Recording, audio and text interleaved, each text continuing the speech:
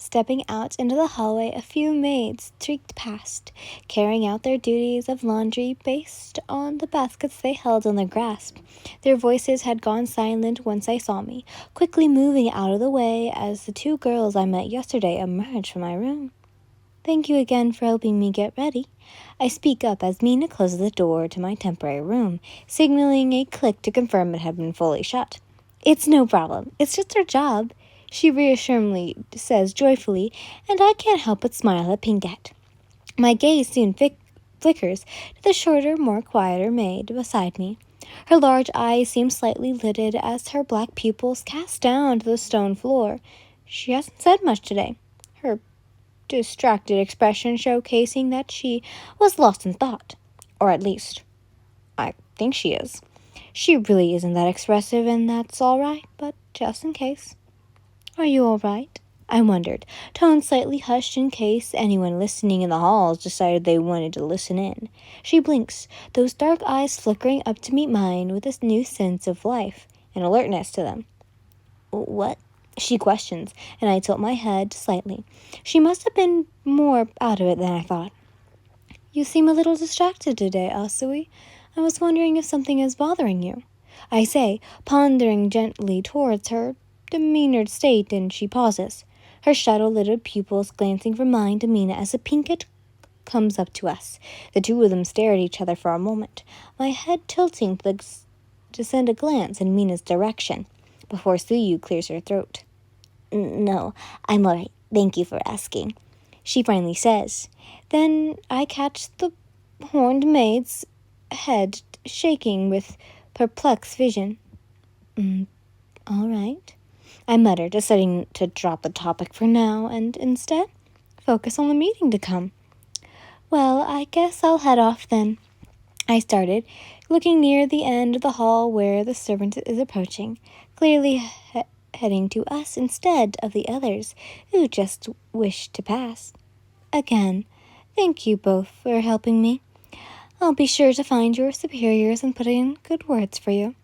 My kind words drift through the air as a smile forms on my face, glancing at the two once more. "Yes, it was fun serving you, my lady," Mina easily replies, already starting her own departure in the opposite direction. She turns with her words, but, just like yesterday, Asui is stagnant, unmoving, and this time she's watching me, her head tilting back to check on Mina's for a moment. She sometimes seems to finally perk up in her expression, but her hand suddenly reaching out and grabbing my wrist gently. "At the bottom of the walls surrounding this castle, there is a water drainage door, big enough for people to fit through, and it leads far out into the surrounding village," she states, her voice lower than her quiet usual self. "Uh-huh." I blink, my expression falling into confusion as my brows furrow. What? Why are you telling me this?" I question, but Mina had turned around and Suyu seemed to notice it far before I had. "Be safe, Kyo," she states finally, and her grip on my wrist slips off as she turned to catch up with her taller maid. Wait, Lady Yin." The servant wonders, partially moving into my peripheral view to gain my attention and causing me to lose sight of the confusing girl. Yes, that is me, but I have to," I say, but my voice trails off before I finish my sentence, when I turn to see the two maids already off down the hall and turning the corner. "Please make haste. You don't wish to be late to the meeting, Lady Yin," the servant comments, ushering me off in the opposite direction. As curiosity as I was to know what Suyu was trying to tell me, I have to push the thoughts and questions aside as we head further away, and the interaction fully slips from my mind as we pass down another hall where my guards are perched, waiting patiently for our arrival, and swiftly making their way in my direction as we pass. Kirishima, as per usual, is to my right and the closest to me, while the servant is a bit ahead and out of earshot. My two other guards are situated behind and towards the other side, and inched further towards each other to chat not so subtly, but what to come is to. Good afternoon, Red. I greet, gently sneaking a glance in the soldier's direction. He pauses, gaze flickering to meet mine for a moment before his stoic expression melts into a slight smile, one of his sharp teeth poking out of his bonnet. Good afternoon, my lady. He replies, eyes fixated ahead again. You slept well? I wonder, and he nods slightly, earning a smile from me as I also set my attention ahead. Good. And the doors of the serviette opened were stopped, and a large and easily catched my attention when they turned to stand beside it, gesturing in its direction when we drew near. When you are called up, your guards must remain salient at the side as not to be seen by the other members of the court. The servant states, and the other two guards step aside a bit to listen. With a subtle nod from the three surrounding me, they seem to agree to the condition, my body inching forward to pull back the door and peek into the room. But upon glancing inside, I can't help but notice the mass of people surrounding the jury-like room. It was much familiar to my father's hearing room. Instead, the king would sit at the throne, suspended and looking down towards the middle across the multitude of people taking their seats, surrounding the open floor below. I step back slightly. I told this would be confidential. I wonder, and the servant nods. Yes, all of the people you see here are the members of the king's court. In short, they're witnesses of what's to come, Lady Anne. He briefly explains while I lean forward again, looking over the many people inside while they take their seats and chatter away. I nod at the information, taking in the scene and breathing gently before looking to my guards and nodding for them to follow me in. It isn't too loud in here, and after we enter, the conversations around us start to dim as we move off to the side. And after a few more minutes, a servant above alerts the king's arrival, fully silencing the crowd as the man himself moves to sit in his throne and look down upon the rest of us. He greets the court, taking no time because he seems to want to get into the meeting already. The reason I'm here. Everything we had gone through has led up to this moment, and knowing that, my heart undoubtedly breaks faster, and I grit my teeth, trying to calm down.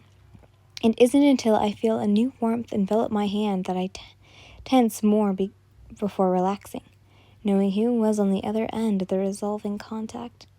You're gonna do great, he whispers from my side, our joined hands earning a light squeeze from me, and I nod as Kirishima's words bounce in my mind. Thank you, Eijiro.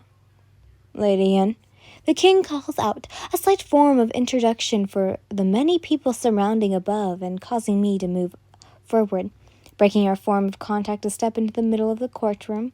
Slight chatter had formed above, most people already knowing my formalities and my familiar abilities, and watching expectantly as I curtsied for the man in the throne. Your Majesty. I greeted, smoothly out the front of my dress as I straightened my posture to greet him. Lady Yin, tell me, what will happen here? What do you see in the future of this rebellion? He questions, voice seemingly echoing off the walls of the court. I nod. Yes, Your Majesty. I state, my dress slipping out around me as I kneel to the floor and place my hand onto it, closing my eyes and activating my quirk. Upon feeling the future, my heart grows heavy, my eyes swiftly blinking upon once I had seen enough, and allowing me to stand to my full height once more.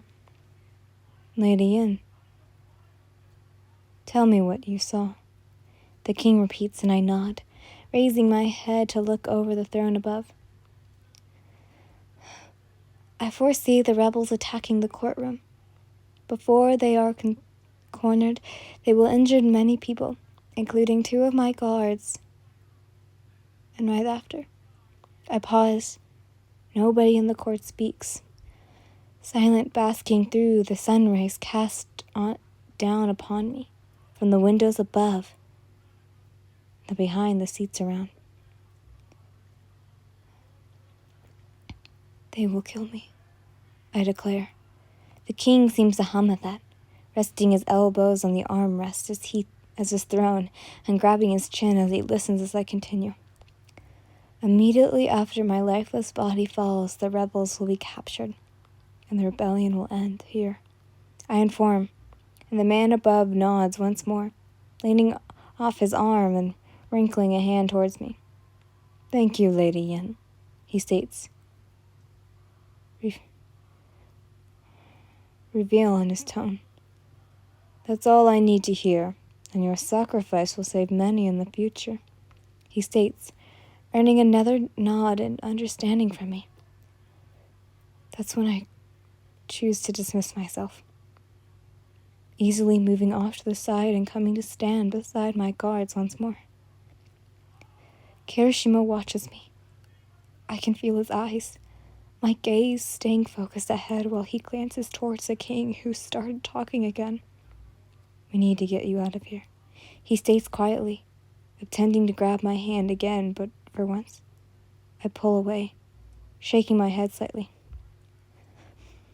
We can't, I stated, and he pauses. Taking in my reaction, I see him, slouched in my peripheral vision. You knew you'd die, didn't you? He wonders, his rough voice dull with sadness and realization. I can't answer, my eyes casting towards the ground slightly. I expected it, actually. I say, because I knew this journey would most likely be the end of my life, and I've already accepted it all. The end of my guard's life, because of it. It was lovely getting to know you, Eijiro, I finally say, eyes flickering upwards to meet his, and I see a shadow fall over one of the windows. You can't change the future, and when the shadow comes smashing through one of the many windows, letting the sun fully in, along with multiple glass shards, you know, the attack has begun.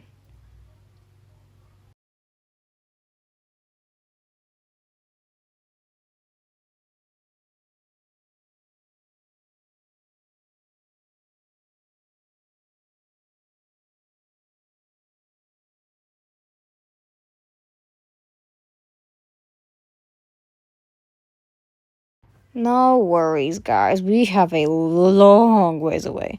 20 more chapters to be exact, but who's counting? Me, but but anyways, I wanted to say, did you guys think I forgot about this series? Heck no. It's just I had so many other stories that either A, had been posted, or B, I had finished writing and had been a while since they were out. So I wanted to give them all some love. So I hope you guys understand. But anyways, I hope you guys enjoyed this. I love you all so much. Mwah. Bye.